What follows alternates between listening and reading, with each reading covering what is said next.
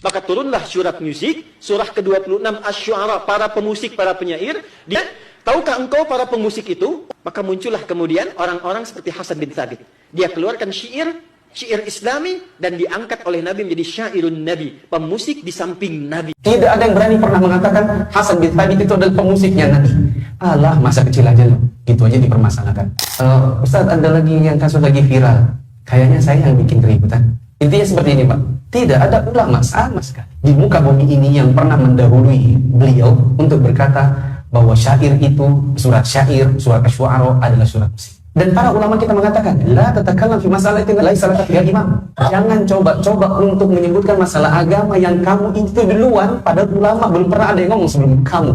Kecuali kamu merasa dirimu pintar. Maka jangan sekali-kali membuat fatwa-fatwa yang para ulama dari dahulu takut untuk mengucapkannya. Bapak-bapak pernah dengar bagaimana Abu Bakar ditanya tentang sebagian masalah agama, lalu dikatakan oleh Abu Bakar, saya nggak tahu, saya nggak tahu, saya nggak tahu. Lalu ada yang bilang, kamu ini sahabat Nabi, kok sahabat Nabi serba nggak tahu?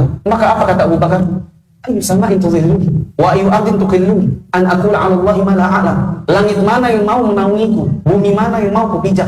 Kalau aku berbicara tentang agama Allah, sesuatu yang aku nggak tahu. Kita ini dalam masalah agama, kalau nggak tahu itu nggak boleh bikin sendiri.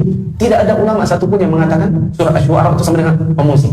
Tidak ada yang berani pernah mengatakan Hasan bin Thabit itu adalah pemusiknya Nabi. Bagaimana bisa Nabi SAW menghadirkan satu orang dalam masjid sebagai pemusik, sementara suatu hari Nabi lewat, ada orang bermain musik, Nabi tutup kuping. Bertentangan hadisnya. Nabi tutup kuping karena dengar, kok Nabi juga bikin bawa pemusik masuk dalam masjid? Mungkinkah? Yang ketiga, Bapak tahu keyboard? Tahu dong. Piano, gitar, itu apa namanya? Kalau ada yang bilang itu alat syair, maka dia harus balik SD lagi. Itu di SD pelajaran kesenian dinamakan digolongkan alat-alat musik. Apa Anda harus balik SD lagi untuk bisa membedakan mana syair mana musik? Syair di zaman dahulu itu alatnya adalah kertas dan pena, di mana orang mencoba untuk merangkai kata yang di belakangnya ada rima. Misalnya dibikin rimanya belakangnya an. Anta nurullahi fajran, jikta ba'da usri yusra, dan seterusnya. Kemudian di belakangnya an jadinya syair. Itu namanya syair. Ketika dimunculkan dengan nada mengangkat suara, anta nurullahi fajran jita ba'dal usri usran rabbuna a'laka qadaran ya imam al-anbiya'i. Diangkat suara, dibuat nada, itu namanya nasyid. Manakala hadir di situ piano, gitar dan lain-lain, jadinya musik. Ini yang kita pahami dari para ulama di zaman dahulu. Belum pernah ada yang berkata seperti perkataan beliau sebelumnya. Kalau kemudian ada yang berkata, alah, masa kecil aja loh. Gitu aja dipermasalahkan. Bagi Anda kecil, bagi kami besar. Kenapa bagi kami besar? Karena ada banyak kemaksiatan yang ada di kalangan kaum muslimin. Itu sangat enak dikerjakan kalau ada musik. Orang di mana minum khamr lebih enak kalau ada musik. Lady Companion atau LC itu kerjanya semi-semi, agak-agak kadang-kadang melacur. Itu kalau enaknya di karaoke, di diskotik. Tempat dengerin apa? Musik. Orang bikin lagu, aku sedang ingin bercinta hanya karena sama kamu. Apa yang diajak? Zina. Enaknya ngajak pakai apa? Musik. Orang bikin, ayo mari pacaran, sayangku, hau. Tahun berapa itu? Lebih enak diajak orang berzina, asalkan lebih enak kalau ada musik. Mama, jangan mama marah sama beta. Dia kan cuma cium beta. Apa yang dilakukan? Jalan menuju perzinahan. Akan semakin enak kalau ada genjrengan gitarnya. Berapa banyak kemungkaran di kalangan kaum muslimin itu dilakukan yang lebih enak kalau ada musiknya. Mana ada murotal dijadikan di Idul Tista. Pas baca, murotal, tidak ada. Kemudian jangan dirahmati Allah, bagi kami besar. Karena penyebab gempa bumi, tadi malam ada yang kena gempa bumi, tadi malam ada yang goyang rumahnya. Di sini, saya udah keluar dari hotel sama istri saya setengah 12 malam turun, goyang. Di antara penyebab gempa bumi apa? Alat musik. Kata Nabi SAW, saya tipikum mati. Khosfun, wasfun, wa qalfun. Akan ada di kalangan umatku ini, wajahnya diubah. Orang masuk ditelan di dalam bumi, gempa bumi, tanah longsor. Ditanya oleh sebagian sahabat Nabi, wa mata dzakir Rasulullah. Itu kapan terjadi Rasulullah? Maka Nabi SAW mengatakan, idza syuribatul khamr.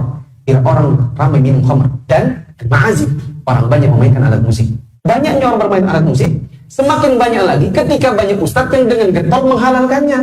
Semakin banyak yang kemudian mendukung, semakin banyak yang melakukan. Katanya uang ustadz itu saja membolehkan. Kalau kita katakan Nabi SAW berkata, saya tiqaumun fi ummati yasamil hira wal harira wal khamra wal ma'zib. Akan datang sekelompok orang di kalangan umatku ini menghalalkan zina, sutra bagi laki-laki, khamr dan alat musik. Nabi bilang ada yang menghalalkan, padahal itu haram, lalu Anda menghalalkannya, maka Anda ada buktinya bahwa Nabi benar. Nabi kan bilang akan datang umat. Anda ternyata buktinya.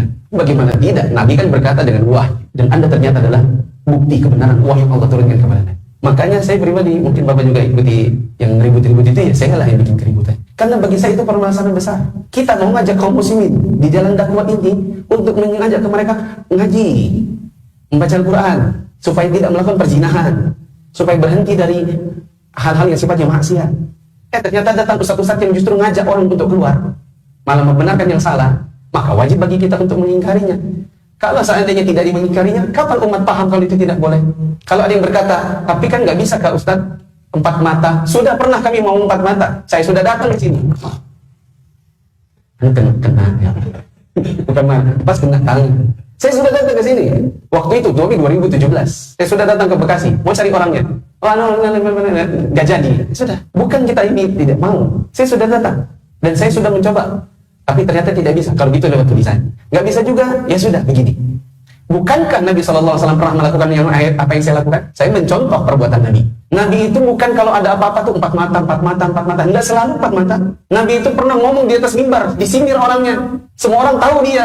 Jadi saya kalau ngomong di media sosial, itu bukan tidak pakai dalil. Siapa yang pernah kena begitu? Ada 2 orang di antaranya. Seorang sahabat namanya Ibnu Lutbiyah atau Ibnu Latabiyah.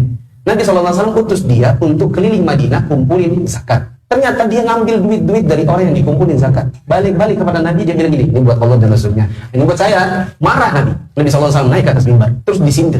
Ada orang, kami suruh kumpulkan zakat. Pulang-pulang ke sini malah bilang, ini untuk Allah dan Rasulnya, dan ini untuk saya. Coba kalau kami tidak tugaskan dia sebagai pengumpul zakat. Apa dia dapat harta begitu? Dan orang tahu itu Ibnu Lutbiyah. Makanya sampai sekarang sampai kita tahu, kalau itu perbuatannya Ibnu Lutbiyah. Nabi tidak 4 mata sama Ibnu Lutbiyah. Ada seorang laki-laki, dia punya budak. Budaknya namanya perempuan, namanya Bariroh. Bariroh ini ingin memerdekakan dirinya. Bariroh teman Aisyah. Maka dia datang, oh ya Aisyah, bisakah kalau engkau membeliku? Aku ingin memerdekakan diri.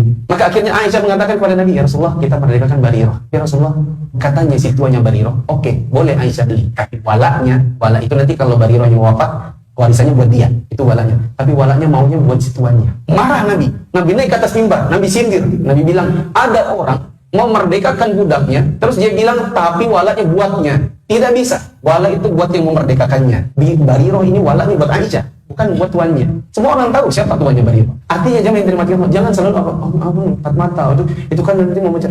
Tidak selalu. Kita kalau seandainya sudah mempublikasikan seperti ini saya sudah dipublikasikan lewat ini. Nanti kalau misalnya ada yang mengkritik, Ustaz Mufli salah nomor 7, salah nomor 8, antum keliru. Ada yang membantah, saya harus siap. Kalau saya tidak siap, harusnya nggak usah ngajar. Kalaupun mau ngajar, harusnya jangan pakai kamera. Kalau tidak siap dikritik orang, kan Anda sudah siap mau dikritik sana sini, makanya Anda publikasikan gitu.